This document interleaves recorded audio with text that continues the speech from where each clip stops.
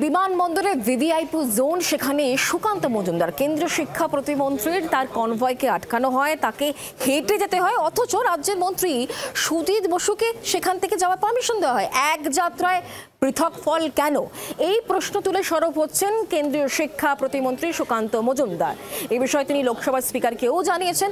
আর এই জায়গা থেকে তৃণমূল পাল্টা কটাক্ষ করে বলছে হাফ প্যান্ট মন্ত্রী।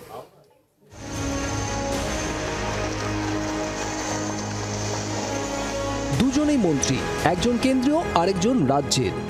প্রধানমন্ত্রীকে ছাড়তে দুজনেই বিমানবন্দর পর্যন্ত গিয়েছিলেন, কিন্তু অভিযোগ এক মন্ত্রীকে বাধা দেওয়া হয়, অথচ আরেক মন্ত্রীকে ছাড় দেয় পুলিশ। তা নিয়েই তরজায় রাজ্য রাজনীতির যুযুধান দুপক্ষ। সোমবার সেনার অনুষ্ঠানে যোগ দিতে কলকাতায় আসেন প্রধানমন্ত্রী নরেন্দ্র মোদী। অনুষ্ঠান শেষে ফোর্ট উইলিয়াম থেকে সড়ক পথে বিমানবন্দরে যায় প্রধানমন্ত্রীর কনভয়। প্রোটোকল মেনে তাকে ছাড়তে যান কেন্দ্রীয় শিক্ষা প্রতিমন্ত্রী সুকান্ত মজুমদার। রাজ্যের তরফে যান দমকল মন্ত্রী সুজিত বসু। অভিযোগ, নিরাপত্তার কারণে বিমানবন্দরের ভিভিআইপি জোনে সুকান্তর গাড়ি ঢুকতে দেয়নি পুলিশ। একটি নির্দিষ্ট দূরত্বেই তার গাড়ি আটকে দেওয়া হয়। হেঁটেই ঢোকেন কেন্দ্রীয় শিক্ষা প্রতিমন্ত্রী। কিছুক্ষণের মধ্যেই অন্য ছবি, যে জায়গায় সুকান্তর গাড়ি আটকানো হয় তার চেয়ে বেশ কিছুটা ভিতরে ঢোকে সুজিতের গাড়ি। কয়েক পা হেঁটেই বিমানবন্দরের গেটে ঢুকে যান রাজ্যের দমকল মন্ত্রী। এরই প্রতিবাদে সরব সুকান্ত। সুকান্ত মজুমদার অভিযোগ করছেন, গোটা বিষয় নিয়ে তিনি ইতিমধ্যেই লোকসভার স্পিকারের দৃষ্টি আকর্ষণ করে অভিযোগ জানাবেন এবং এখানকার দায়িত্বপ্রাপ্ত যে পুলিশ অফিসার তার বিরুদ্ধে অভিযোগ জানাবেন তিনি।